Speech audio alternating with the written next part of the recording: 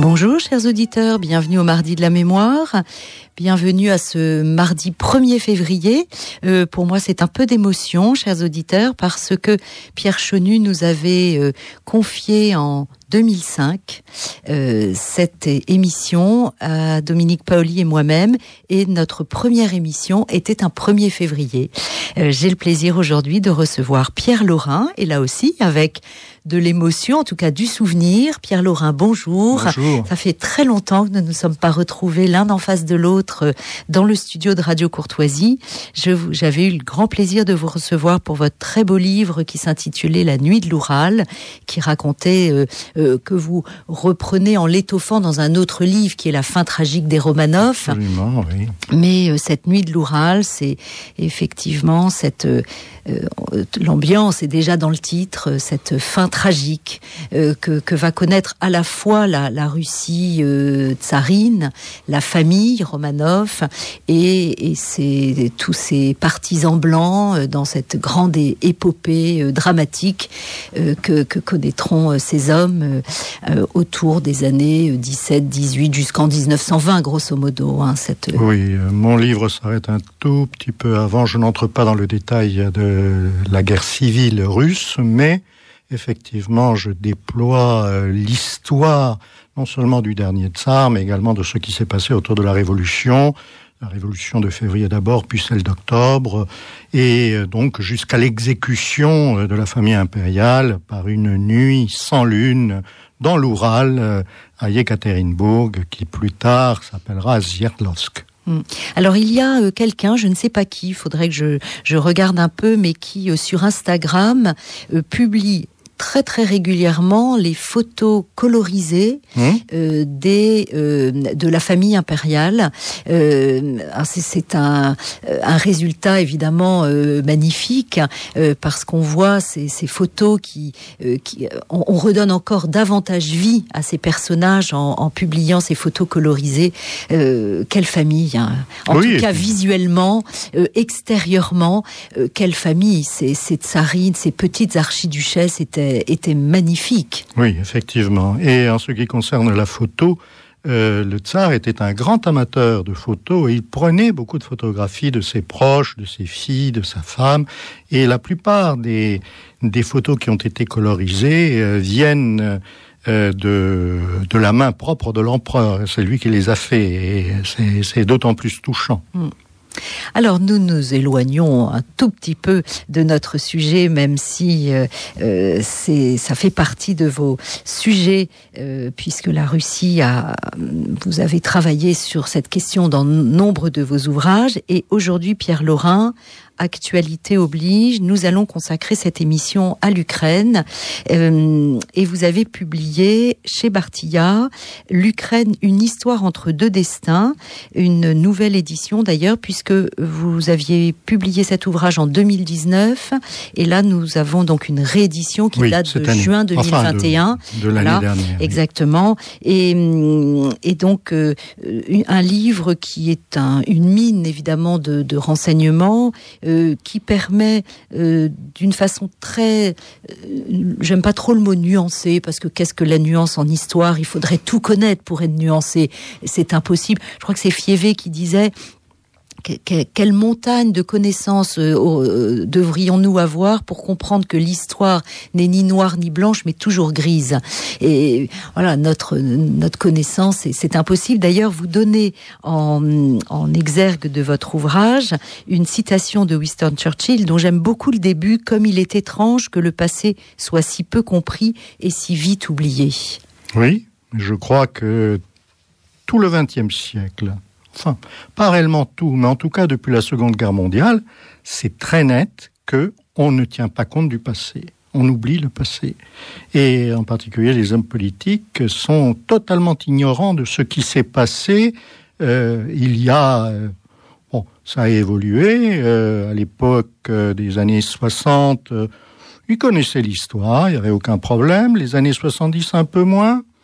Les années 80, ils pouvaient remonter à 30 ans en arrière. Les années 90, 20 ans en arrière. Et maintenant, ils sont dans le présent le plus absolu et ils ne savent pas ce qui s'est passé il y a seulement une quinzaine d'années. Par exemple, les problèmes ukrainiens, ils ne datent pas d'aujourd'hui. Ils ont réellement commencé, d'une part, à la fin de l'Union soviétique, avec l'indépendance de l'Ukraine, mais surtout, il y a une quinzaine d'années, avec la révolution orange et les illusions que cette révolution orange a transmises, a générées parmi la population, et qui, toutes ces illusions ont été perdues. On est là pratiquement dans les illusions perdues. Et aujourd'hui, on en paye d'une certaine manière le prix. En tout cas, les Ukrainiens, eux, le payent.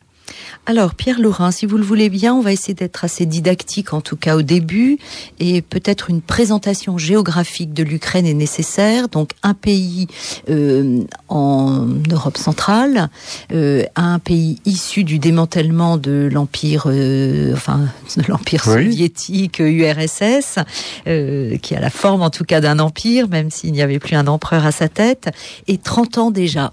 1992, 30 ans d'indépendance. Donc, situez-nous ce pays, sa population, sa capitale, son drapeau. Je crois que la plupart de nos auditeurs savent que l'Ukraine est un grand pays d'Europe centrale et orientale,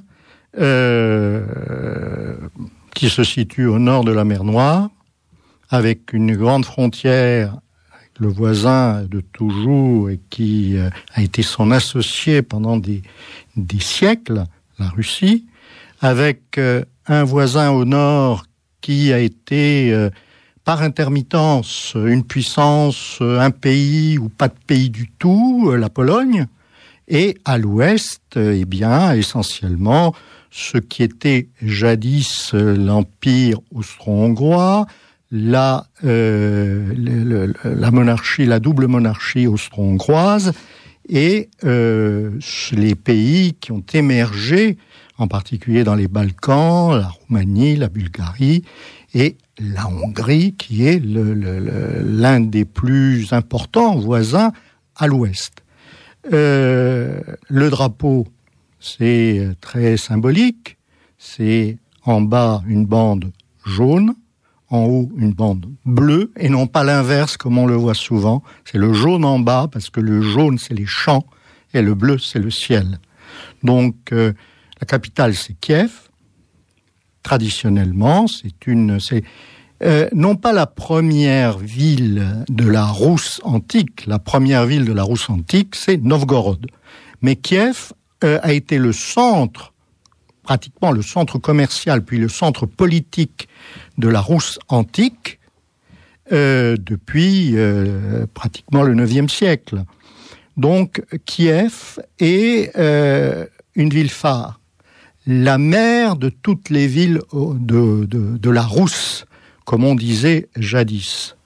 Et ce n'est que après Kiev que le pouvoir des principautés slaves, des principautés de la Rousse, ça a été transféré d'abord à Vladimir, puis à Moscou, et c'est à partir du Xe, XIe siècle que il y a une séparation très nette entre la partie kiévenne de la Rousse et la partie moscovitaine. À partir du XIIe et XIIIe siècle, la Moscovie s'impose comme la puissance dominante de cette partie de l'Europe orientale.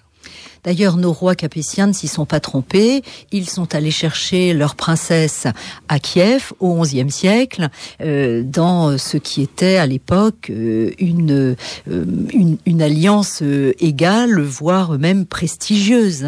Je plaisantais avant cette émission en vous disant qu'à cette époque, on n'était pas encore des hommes des cavernes, mais enfin, on n'était pas non plus très policés. Cette petite princesse Anne de Kiev, comme ça qu'on l'appelle. Absolument. Absolument, c'est bien Anne de Kiev, qui est la princesse venue d'ailleurs, parce que pour nous c'était vraiment c'est le premier mariage hors royaume qui a eu lieu dans cette dynastie capétienne.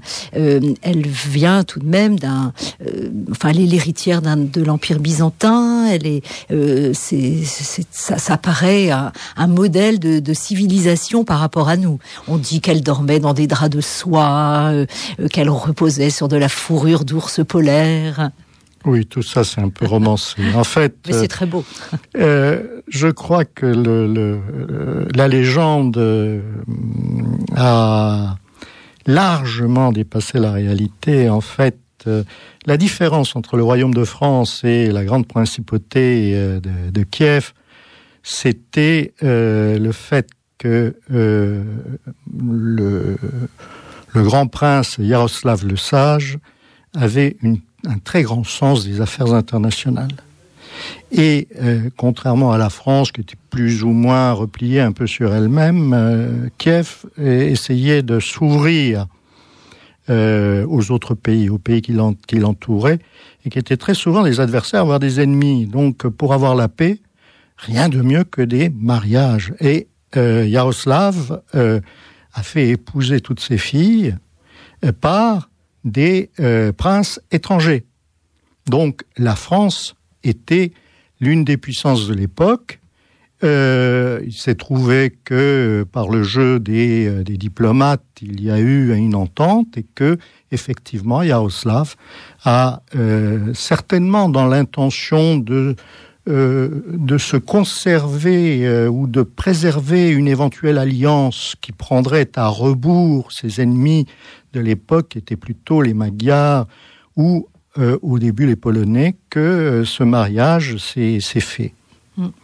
Elle nous a apporté, paraît-il, le prénom de Philippe, qui va devenir un prénom typiquement français, et en tout cas un prénom typiquement lié à la monarchie capétienne. Oui, effectivement, mais là également, je crois que les rois de France connaissaient Philippe depuis pas mal de temps, dans la mesure où c'était le prénom d'Alexandre le Grand, donc du père d'Alexandre le Grand. Donc, disons que le prénom a été connu, qu'elle ait réellement introduit ce prénom dans la cour de France, c'est possible, mais il faut également relativiser les choses là-dessus. Alors, revenons à l'Ukraine. Pierre Laurin, je rappelle le titre de votre ouvrage « L'Ukraine, une histoire entre deux destins » aux éditions Bartilla. Alors, peut-être une question tout de suite. Ces deux destins, qu'est-ce qui est sous-entendu sous votre titre? Parce que quand on prend le livre sans l'avoir lu, on peut se dire, en fait, c'est une multitude de pistes, parce qu'il y a la tentation orientale, la tentation occidentale, il y a donc les Russes, les États-Unis, il y a la démocratie, la dictature, le communisme, le libéralisme. Qu'entendez-vous par ces deux destins? Le titre est volontiers ambigu, je l'ai fait un peu exprès. Dans mon esprit, les deux destins, c'est d'un côté l'Est et de l'autre l'Ouest. Parce que depuis le début, pas réellement le début, mais depuis les invasions mongoles, la Rousse a été partagée en deux. Une partie qui a cherché une alliance avec les puissances catholiques de l'Occident, et une autre qui a été soumise aux Mongols, aux jougs mongols, et attention, il ne s'agit pas d'une occupation. Il n'y avait pas d'occupation des principautés de la Rousse moscovitaine, disons. C'était, en fait, une allégeance, c'est-à-dire que les princes de la Rousse, de cette partie, donc, de la partie orientale, avaient fait allégeance au Khan de la Horde d'Or, qui entretenait dans chaque principauté un fermier général, disons, un baskak, qui prélevait l'impôt, qui prélevait le tribut que devait payer chaque souverain. Et en revanche, si il ne payait pas le souverain ne payait pas le tribut, il y avait des opérations punitives qui étaient montées par les Mongols, qui étaient très très très violentes, et donc tout le monde avait intérêt à payer. Simplement, dans la partie occidentale de la Rousse, c'est-à-dire en Galicie et en Volhynie, pour schématiser, les souverains qui prêtaient également allégeance à la Horde d'Or, puisqu'ils avaient été conquis, eh bien, ils avaient une plus grande latitude, parce que d'une part, ils étaient plus loin, et d'autre part, par la recherche d'une alliance avec les puissances occidentales, c'était d'une certaine manière, non pas, ils n'avaient pas adopté réellement le catholicisme à cette époque-là, mais ils avaient adapté leur rite de manière à ce qu'il puisse y avoir des passerelles. Et progressivement, toute cette partie, pour des raisons tout à fait compréhensibles de changement de dominateur dans cette partie de l'Europe, puisque la Galicie et la Volhynie sont tombées sous le joug de la Pologne-Lituanie, de l'Autriche à un certain moment, de la Hongrie pendant une très courte période au XIIIe, XIVe siècle.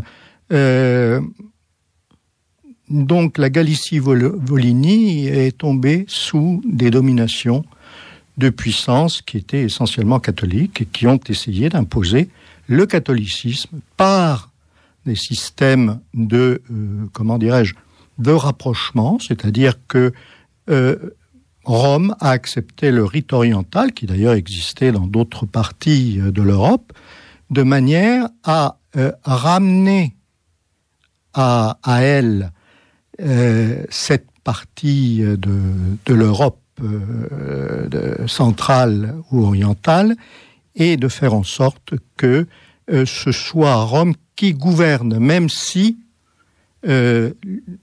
théoriquement, le rite restait un rite orthodoxe, mais un rite orthodoxe associé à Rome, et non pas séparé, comme c'était le cas dans les autres parties de la Rousse antique, en particulier à Moscou, qui d'abord dépendait du patriarcat de Constantinople, et puis après la chute de Constantinople prise par les Turcs, par les Ottomans plutôt, en 1453, le clergé orthodoxe de la Rousse de Moscou est devenu, cette église est devenue autocéphale et avec un patriarcat propre à Moscou, avec un conflit permanent entre la partie orientale et la partie occidentale.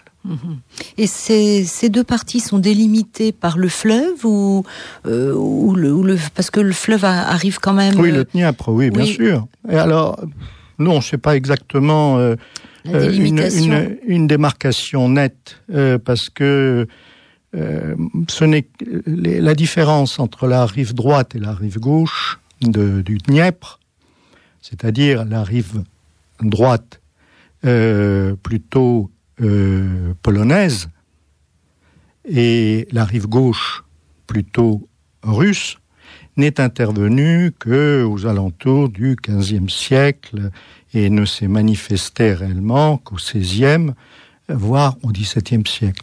Donc là, cette démarcation est apparue à un moment où l'interpénétration religieuse était assez considérable. Il y avait déjà et d'ailleurs, jusque pratiquement au siècle dernier, jusqu'à la Révolution à peu près, il y avait toujours des communes qui étaient de religion orthodoxe du côté occidental et qui étaient de religion, disons, de rite oriental catholique du côté oriental.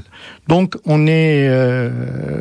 n'est que à peu près à la fin du XIXe siècle que les choses, du point de vue des églises, ont été à peu près stabilisées.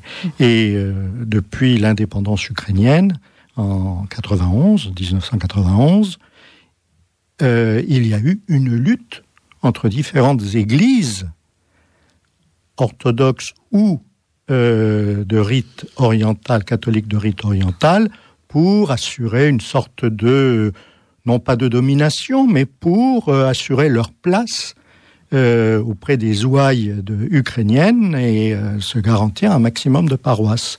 Alors, certains ont très bien réussi, d'autres moins bien, mais effectivement, entre, disons, l'église du patriarcat de Moscou, qui a été transféré d'une certaine manière ensuite à Kiev, et le patriarcat occidental, il y a toujours une très grande rivalité. Alors Pierre Laurin, je rappelle le titre de votre ouvrage, l'Ukraine, une histoire entre deux destins.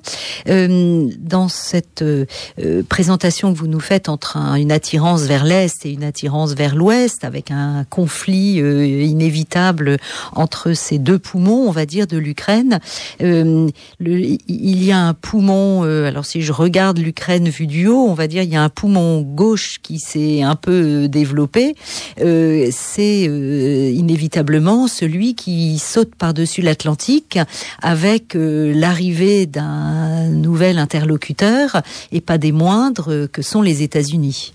Oui, effectivement. Là, on est dans le...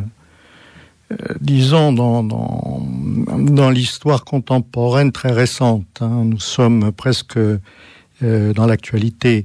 Les États-Unis ont réellement commencé à s'intéresser à l'Ukraine, bien entendu, après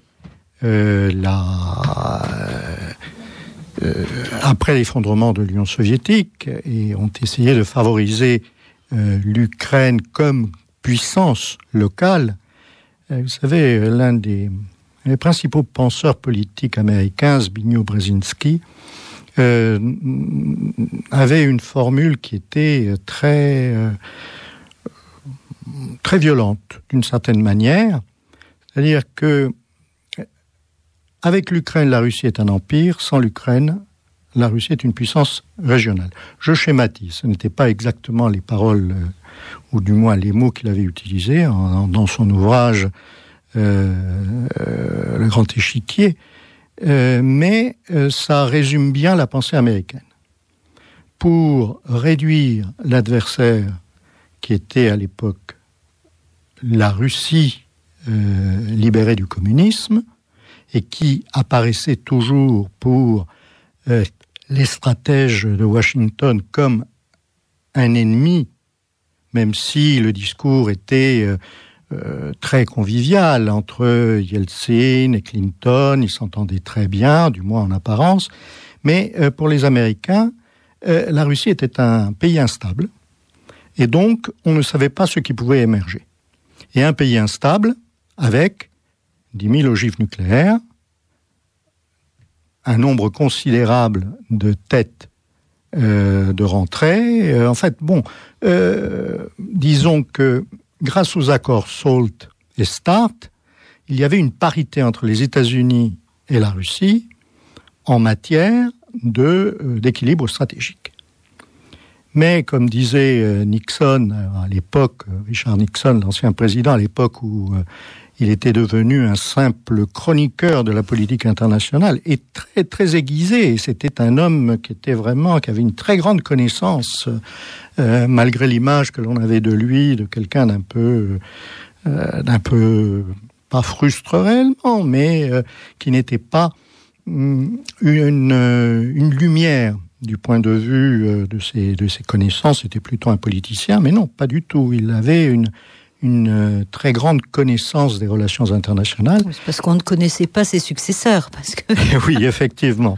C'est surtout, il y a, comme en France, il y a un décrescendo dans les capacités des hommes politiques à remplir leur rôle. Et donc, Nixon disait qu'il fallait tenir compte de la Russie parce que c'était le seul pays du monde qui était capable de détruire les États-Unis.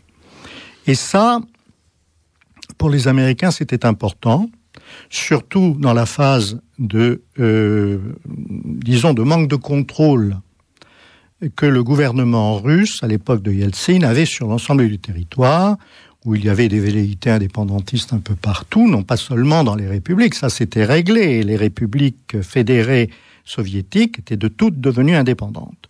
Mais à l'intérieur même de la Fédération de Russie, il y avait des velléités d'indépendance en Sibérie, ailleurs, et le risque d'éclatement de cet ensemble avec des missiles nucléaires qui pouvaient tomber entre les mains de n'importe qui était très important. Pour les Américains, c'était un risque qu'ils ne pouvaient pas prendre. Et donc, ils ont essayé, pendant un bon moment, de réduire l'importance de la Russie. Et l'un des moyens de réduire l'importance de la Russie était de soutenir, bien entendu, l'Ukraine. Et maintenant, on arrive à une situation où le pouvoir ukrainien dépend pratiquement exclusivement des États-Unis.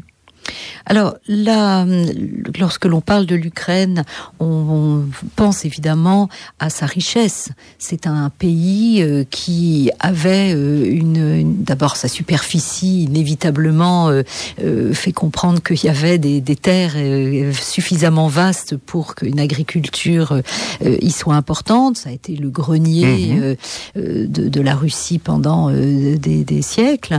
C'est un pays très riche industriellement. Il a une bordure sur la mer Noire, une bordure maritime exceptionnelle.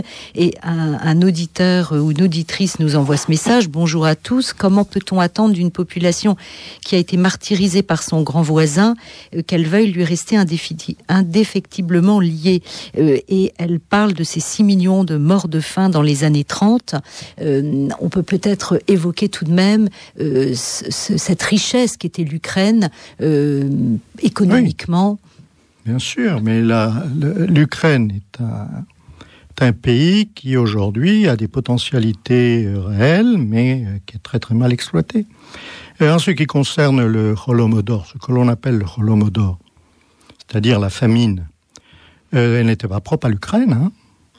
En fait, il y a eu 7 millions de morts, mais dans l'ensemble des terres céréalières de l'Union soviétique, c'est-à-dire l'Ukraine, bien entendu, parce que c'était là que se situait l'essentiel de la paysannerie, mais également dans le sud de la Russie et également au Kazakhstan.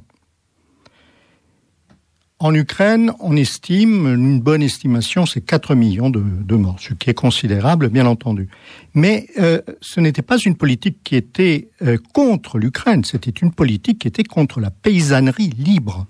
Il s'agissait de tuer ce qu'on appelait, ou du moins d'éliminer, pas de tuer, parce que ça, beaucoup ont été tués, d'autres ont été réduits au rang d'ouvriers agricoles, mais il s'agissait de liquider la paysannerie qui n'acceptait pas d'entrer dans les kolkhozes et dans les sovkhozes, c'est-à-dire les fermes collectives ou les fermes d'État. Et pour les Ukrainiens, la situation était évidemment terrible, parce que non seulement, bien entendu, on éliminait la paysannerie, mais dans le même temps, on éliminait les ressources agricoles, ce qui créait des famines, et c'est la famine qui a tué beaucoup de monde, bien entendu, comme dans le sud de la Russie et comme au Kazakhstan. Il y a un témoignage assez troublant du gendre de l'un des dirigeants communistes, Nikita Khrouchtchev, Alexei Adjoubey, qui, quand il était jeune, donc dans les années 30, voyageait au Kazakhstan. Et il décrit dans ses mémoires, qui ont été publiés en français il y a quelques années, il décrivait les villages rasés, enfin non pas rasés, parce que les structures étaient toujours debout, mais il n'y avait plus d'habitants qui étaient morts de faim. Les charniers énormes, et ça c'était au Kazakhstan. D'ailleurs, cette période-là a créé pour les soviétiques des héros positifs, en particulier un héros positif qui était un jeune Pavlik Morozov, qui prétendument, en fait c'est une histoire inventée, Morozov a réellement existé, mais ça ne s'est pas du tout passé comme ça, prétendument, selon la propagande, il avait dénoncé ses parents, enfin son père, comme koulak, parce qu'il cachait du blé. Et évidemment, le père avait été exécuté, Et Pavlik Morozov avait subi la vengeance des autres membres de la famille qu'il avait à son tour tués. Et donc, cet enfant, 13 ans, était porté en exemple par le système scolaire soviétique. Il valait mieux obéir au parti qu'obéir à ses parents, qu'être fidèle à ses parents. Or, ce Pavlik Morozov, il vivait au Kazakhstan, pas en Ukraine. C'est-à-dire qu'en fait, ce que l'on appelle le Holomodor en ukrainien, c'est-à-dire l'extermination par la faim, qui est devenue une sorte de nouvelle Shoah ou de Shoah différentes, c'est une construction récente. À l'époque soviétique, on savait très bien ce qui s'était passé, mais on voyait très bien qu'il n'y avait pas de connotation ethnique dans la politique menée par Staline à l'époque. Il y avait une connotation de classe, ça c'est évident. Mais c'était ça qui était important pour les bolcheviks. Les bolcheviks, ils se foutaient pas mal des ethnies, des gens qui allaient à l'encontre de leur doxa. Et il fallait éliminer tout ce qui allait dans un sens différent de celui de la ligne du parti. Ça, c'est pour l'histoire du Holomodor. En ce qui concerne la richesse de l'Ukraine, elle était tellement importante, mais à l'époque soviétique, les Ukrainiens n'étaient pas maltraités. Tous les dirigeants soviétiques de première importance étaient ou ukrainiens ou avaient des relations étroites avec l'Ukraine, que ce soit Khrouchtchev, que ce soit donc Brejnev, que ce soit Tchernenko. Ils avaient tous, et même aujourd'hui, enfin à une époque, au moment de l'effondrement de l'URSS, celui qui devait être le remplaçant de Brejnev avant que Gorbatchev prenne les rênes, c'était Cherbitsky. Et Cherbitsky, comme Brejnev, comme Khrouchtchev, était lié au système militaro-industriel ukrainien, parce que l'Ukraine était l'élément central pour l'Union soviétique dans l'industrie lourde, dans l'industrie d'armement. Les fabriques de fusées pour les forces stratégiques étaient situées en Ukraine, dans la partie orientale de l'Ukraine, en particulier à Dniepropetrovsk, qui maintenant s'appelle Dniepro. Ceux qui contrôlaient le système militaro-industriel en Ukraine avaient de très fortes chances de devenir des personnages très importants au Politburo ou au comité central. C'était vrai, pardon Pierre-Laurin de vous interrompre, mais c'était vrai également au niveau industriel, puisque on sait maintenant qu'une des raisons du drame de Tchernobyl est également liée à cela, bien c'est-à-dire on espérait qu'être le chef de la centrale de Tchernobyl nous permettrait d'atteindre le Graal suprême dans les responsabilités industrielles du pays. Bien sûr. Mais c'est effectivement... en fait, lorsque l'Ukraine est devenue indépendante, en 91, ses dirigeants étaient persuadés qu'ils allaient devenir la première puissance européenne. L'Ukraine représentait à elle seule 25% de la puissance industrielle et économique de l'Union soviétique. 25%, alors que le territoire en lui-même, il représente, et de même que sa population, un peu plus de 10%. Ce n'est pas donc le quart. C'était le quart de la richesse qui était en Ukraine. Et le président Kravtchouk, qui est c'est un ancien apparatchik du Parti communiste qui est devenu président, en épousant le nationalisme ukrainien, de la même manière que Boris Yeltsin avait épousé le nationalisme russe, Kravtchouk pensait réellement que l'Ukraine deviendrait la première puissance économique européenne.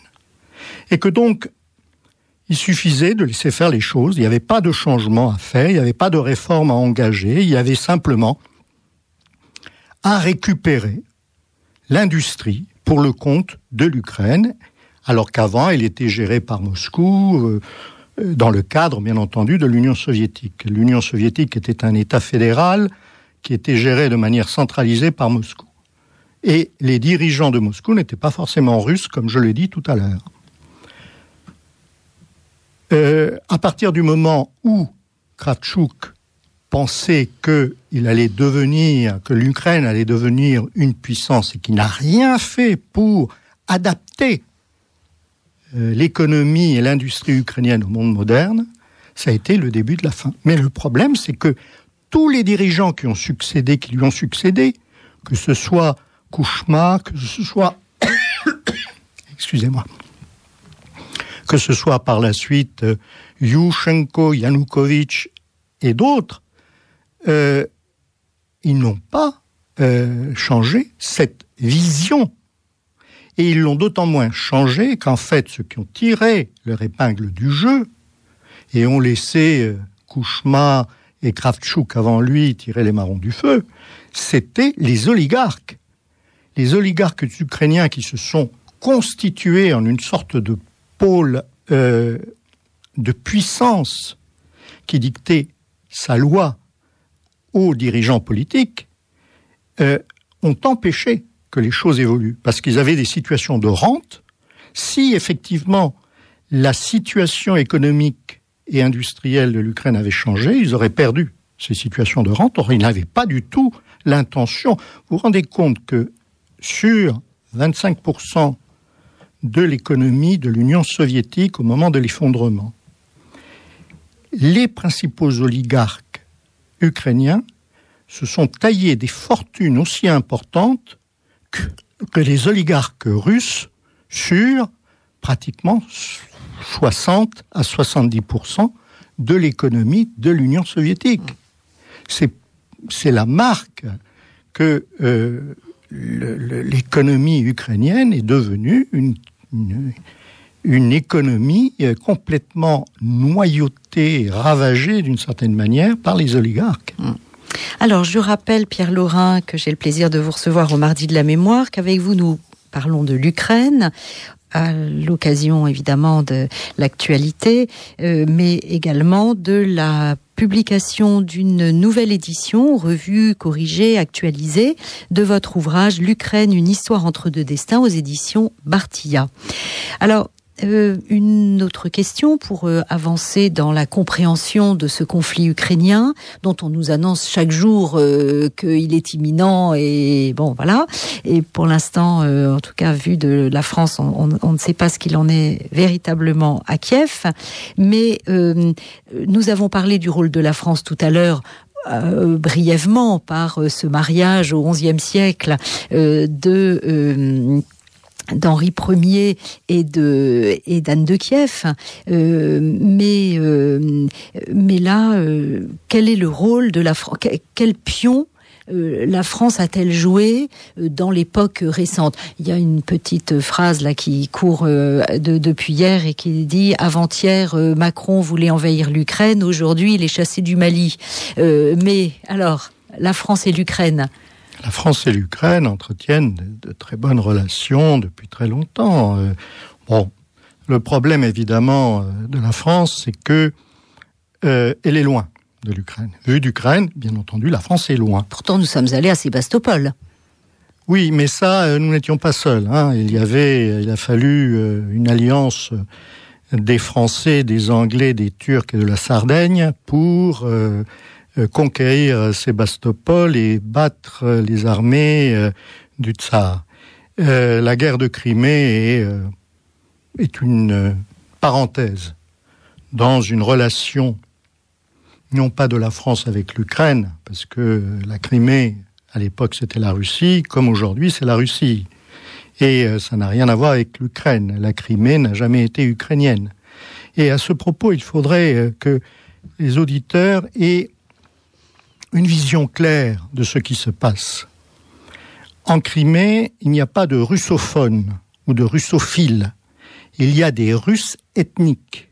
C'est-à-dire qu'à l'époque soviétique, chaque citoyen soviétique avait un livret d'identité que l'on appelle par facilité le passeport intérieur, sur laquelle il y avait mentionné d'abord la citoyenneté soviétique, bien entendu, et le 5e paragraphe, c'était la nationalité.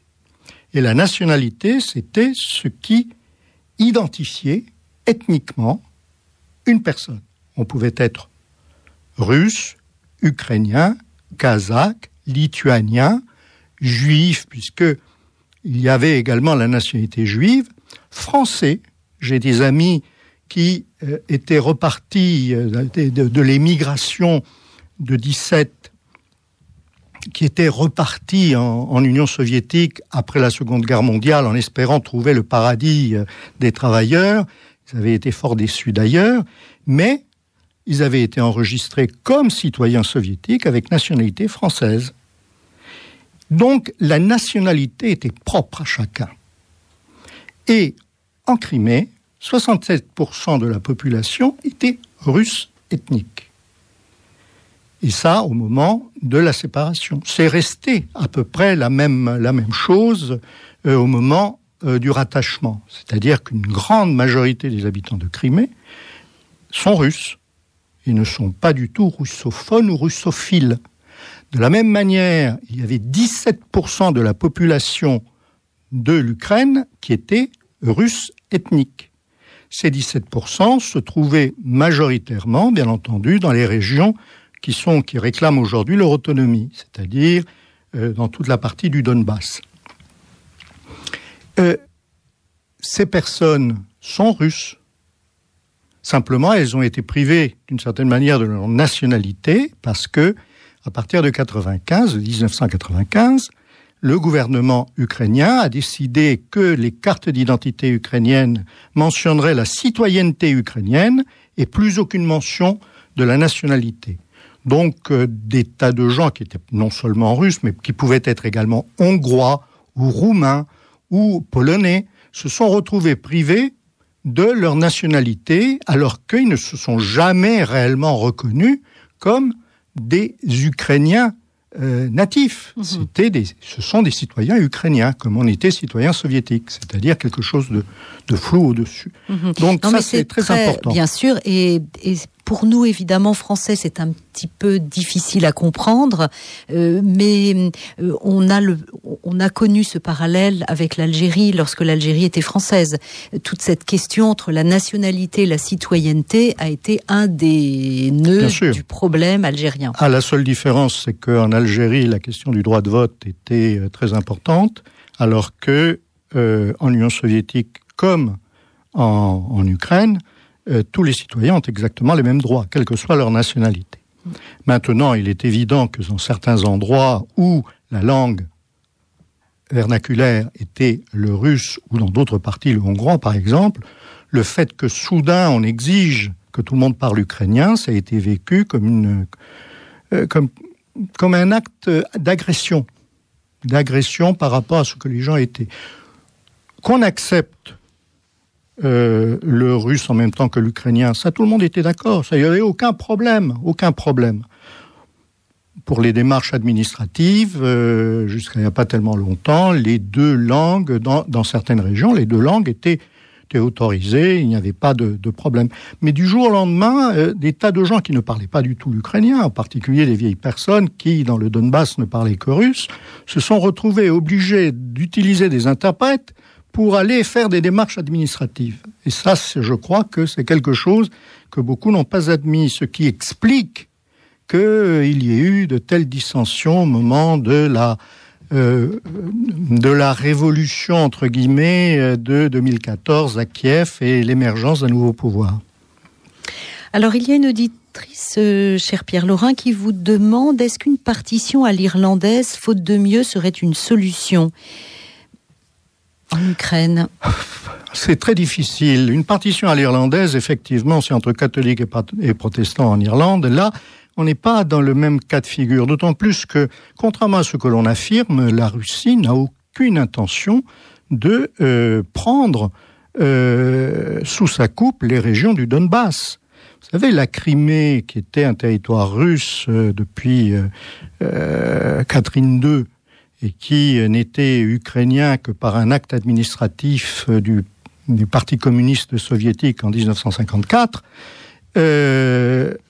coûte aujourd'hui au minimum 3 milliards de dollars par an au budget russe, qui n'est pas extensible, de manière à maintenir les voies de communication, l'approvisionnement en eau en particulier, et d'autres éléments indispensables pour la vie. 3 milliards. Pour le Donbass, ce serait au minimum 5 fois plus. Et ça, la Russie ne peut pas se le permettre. Et cela pour quel avantage ? Aucun. Aucun, parce que les matières premières du Donbass sont importantes pour l'Ukraine, elles n'ont pas une véritable importance pour la Russie. Ce que, au départ, réclamaient les dirigeants des provinces rebelles de Donetsk et de Lugansk, c'était l'indépendance. C'était leur attachement à la Russie. Et la Russie, depuis 2014, a mis le haut là en disant ce que vous réclamez, les gars, c'est l'autonomie. Vous voulez l'autonomie, pas autre chose, parce que nous n'allons pas vous prendre sous notre coupe.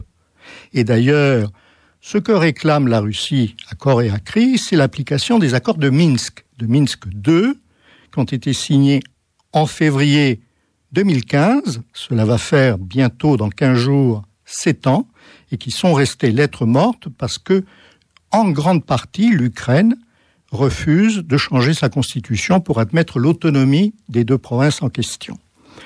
Donc, la Russie n'a aucun intérêt à une partition, disons, à l'irlandaise. Et l'Ukraine n'a pas intérêt non plus. Ce qui se passe aujourd'hui, c'est que l'Ukraine bénéficie, disons, d'une rente de sympathie et d'une rente importante du point de vue économique, du point de vue matériel, du point de vue militaire de la part des pays occidentaux, parce que elle est soumise d'une certaine manière à sa rivalité avec la Russie.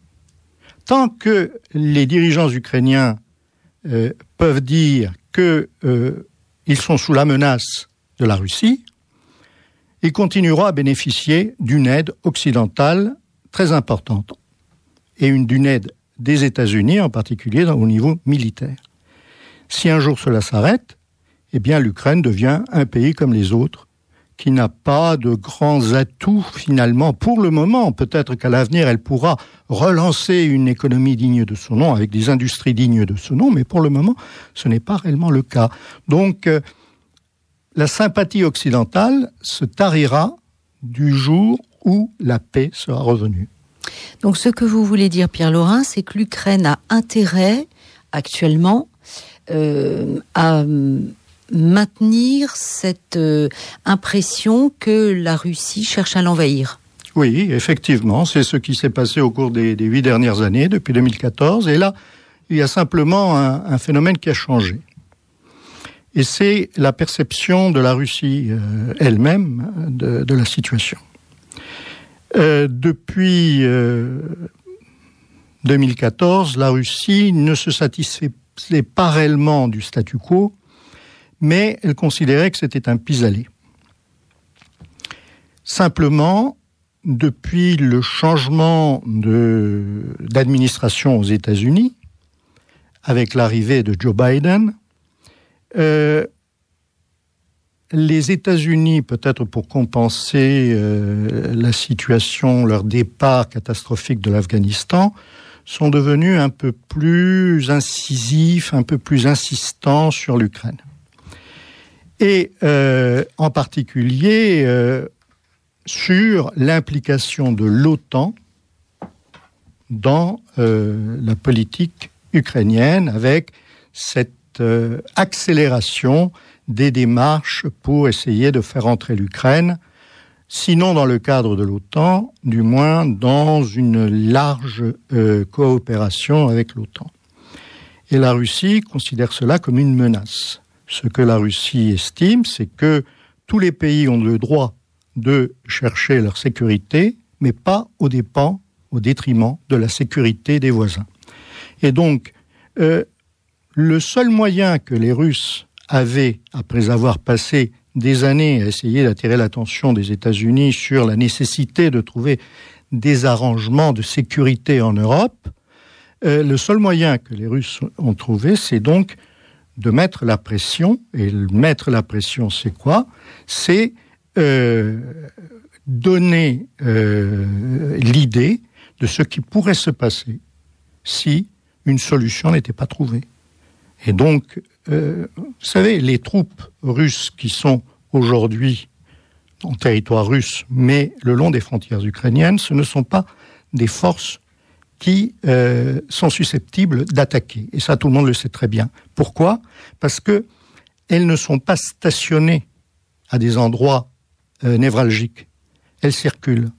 Elles vont d'un endroit à un autre. C'est pour ça qu'il est très difficile de savoir combien il y en a. Ça, c'est le signe le signe envoyé aux États-Unis.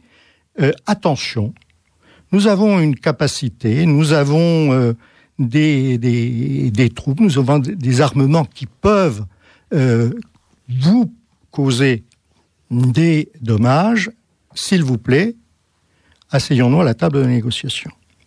Et c'est ce qui s'est passé au cours du mois de janvier. Effectivement, des négociations ont repris.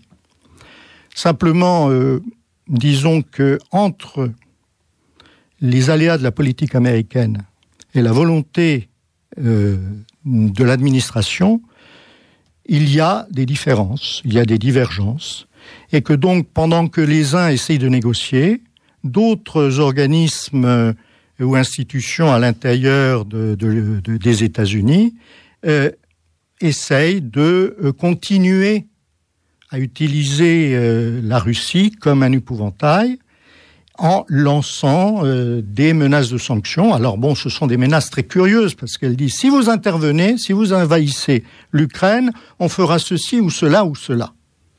Dans ces conditions-là, comment peut-on demander à la Russie de faire un pas dans la désescalade si, de l'autre côté, on continue à brandir les menaces de sanctions?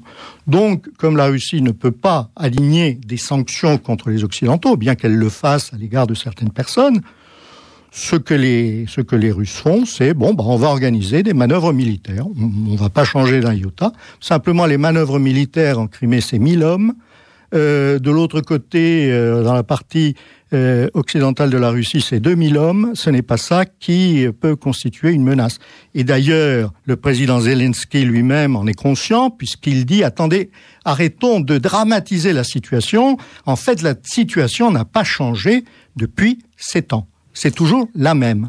Mais ça, Zelensky, on l'écoute lorsque il dit « Oh, quelle horreur, les Russes nous en veulent », mais on l'écoute pas lorsqu'il dit « Eh oh, attention, parce que là, ça va déborder, ça va déclencher quelque chose, et nous ne sommes pas du tout menacés actuellement ». Alors, je suis contente que ce soit vous qui le disiez, Pierre Laurin, parce que j'allais vous dire, finalement... il ne s'est rien passé de bien neuf en Ukraine depuis quelques années, mais je m'en serais voulu de le dire parce que ça enlève toute l'actualité de votre ouvrage. L'Ukraine, une histoire entre deux destins, nouvelle édition actualisée, Pierre Laurin chez Bartilla. Mais effectivement, on a plus que le sentiment, puisque vous nous étayez vos propos avec toute la connaissance que vous avez de la situation.